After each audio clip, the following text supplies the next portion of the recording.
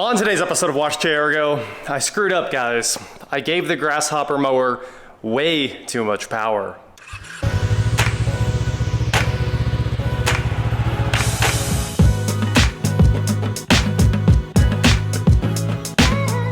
What is going on, guys? I am WatchJRGo, and today, like I said, we are back with my old school, I forgot what year, I think it's an 83 Grasshopper 1210 zero-turn mower. And in the last series, we put a new Harbor Freight Predator engine on it, and it makes a lot more power, and I went out and I mowed and I mowed and I mowed with this thing. And apparently the engine is unstoppable, and I pushed the mower just a little too hard because smoke started rolling out of it. So I can't reproduce it, but what happened was I was mowing through some really tall grass, and basically the belt started smoking, just blowing smoke out of the deck right in front of me because there was just so much grass built up that it couldn't eject. And I think the belt was starting to slip because it was an original belt. I'll give it credit. I didn't change that belt, and who knows how old it was. It looked terrible when I took a little glance at it before we started, but basically, I mowed through some super thick grass, and it stopped the blades from turning, and the drive kept right on chugging, and the engine didn't even flinch. So today we're gonna dig into this thing, take a look at what went wrong, and do all the maintenance. There's a bunch of deck maintenance we can do while we're in here today. So first of all, here is the belt that died.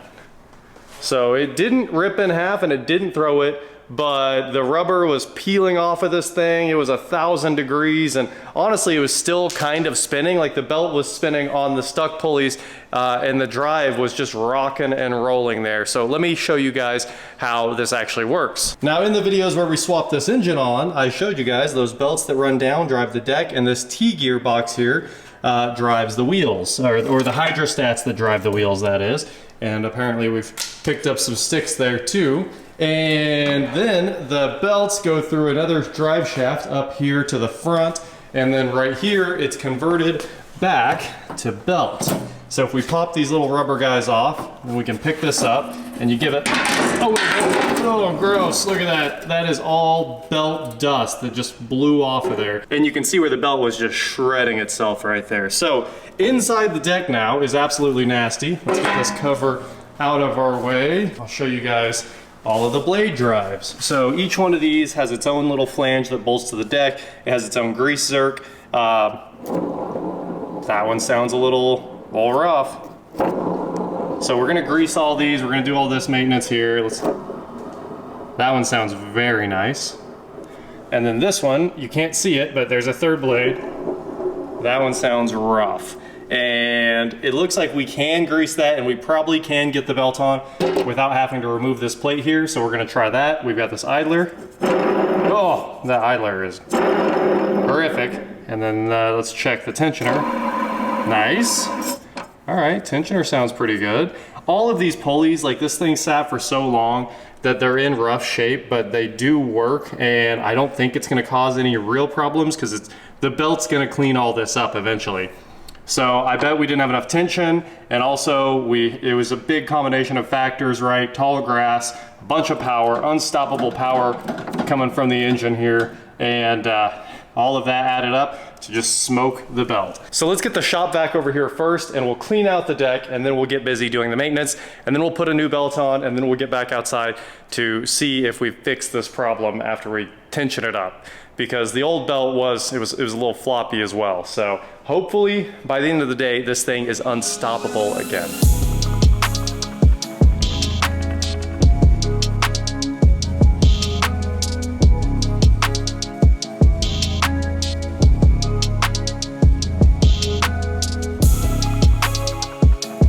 The deck looks a million times better now that we got all the trash out of here, and also there was a ton of buildup right here where the U-joint is from the drive shaft. And we also need to find the grease zerk. So we'll grease that joint there as well. Now I'm gonna grab the grease gun and hit all of these zerks so we can hopefully go from that to something quieter. All right, guys, you can hear this thing spinning. Let's get it, we'll get it going.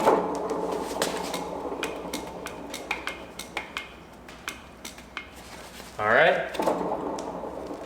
All right, we've got a lot of grease in there because it's slowing down faster now.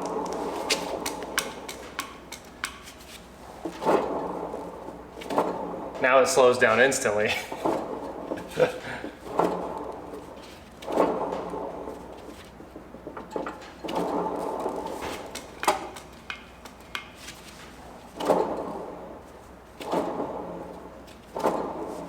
We give it a couple more hits here.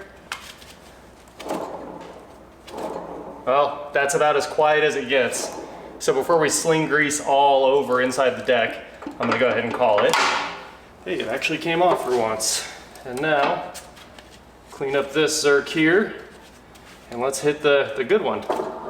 That one's always nice and quiet, but it's about to get nice and stiff, that's for sure. All right, 10 pumps. Here we go. Ooh, she's quiet now. I think we're gonna hit it with more because these things are pretty stiff when they're actually, I heard it come out. Okay, there we go. That one's ready. And this one, we should actually see grease coming out of the drive shaft. It actually had quite a bit. There we go. We're good.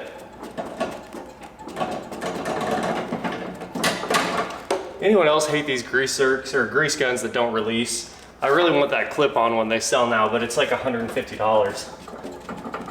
So I found the best way to do this is just to pull on the hose and wiggle really hard. It comes off every time. When we did the engine swap, I did go through and grease everything in the engine bay, so we weren't just screwing around with a ungreased mower here. I also greased the Zerk on this swivel wheel, and this one has a broken off Zerk, so I'm gonna have to like drill it or put an extractor in there, get the Zerk out, and then install a new one. But they're in a bad spot where they'll get broken off when you're mowing. Old design. Let's give this thing a spin. Doesn't sound bad. 9, 10. We put about 15 in the others.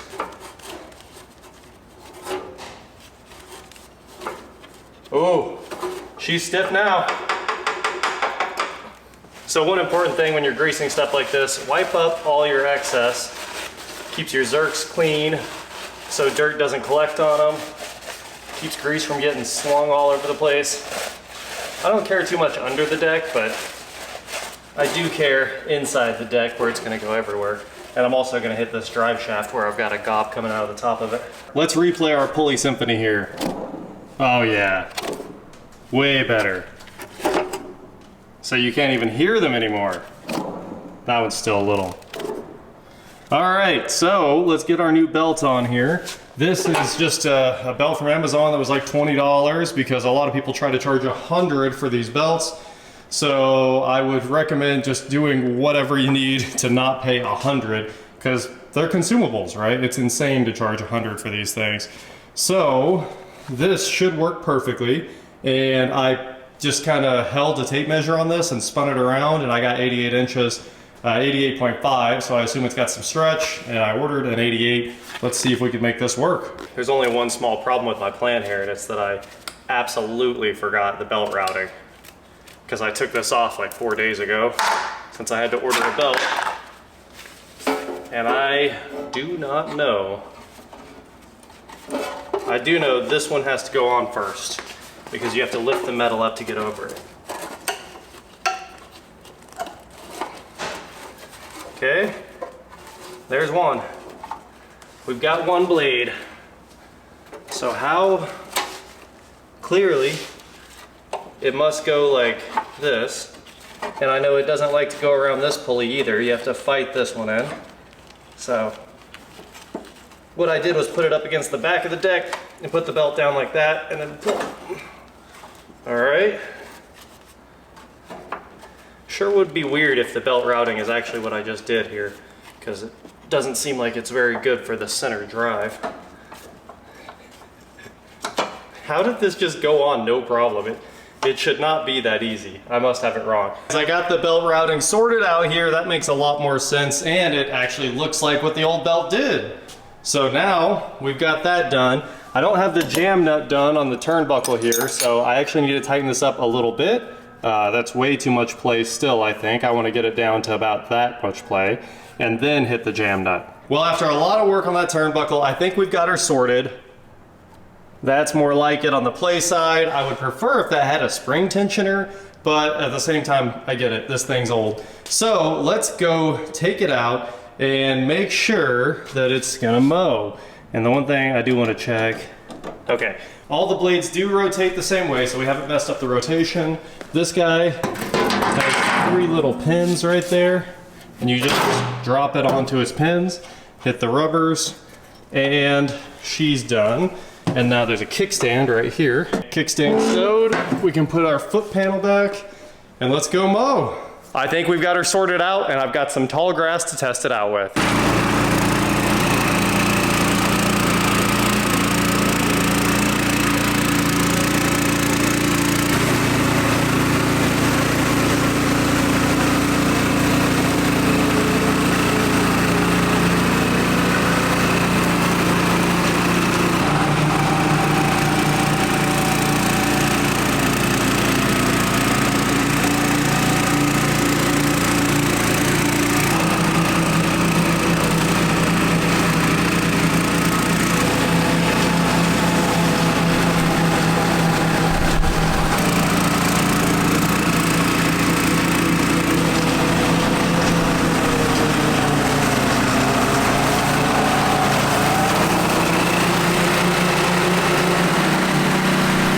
Well, I think it's about to pour. Take a look at the sky right now. I'm already getting hit by a couple drops and I saw some lightning, so it's time to get out of here. But that is the fastest those blades have ever spun. Honestly, I think they still have a good edge on them too. So that's impressive. This thing is a monster again. I mean, this grass must have been 8 inches tall in places. And I was gonna double cut it, but instead I'm gonna get out of here before the storm hits. That is it for today, guys. Thank you so much for watching. Don't forget to head on over to shop WatchJRGo.com for cool shirts just like this. And please like, share, subscribe, do whatever you wanna do, and I will talk to you next time. Woo! I'd love to mow some more. I mean, look how tall the rest of this is. We're taking 2 cuts off at once. I might keep going for a couple more minutes. I know Steve wants his backyard mowed and it's a foot tall. I mean, look at that, it's a foot tall. Over here, not so bad, but back over there, woo!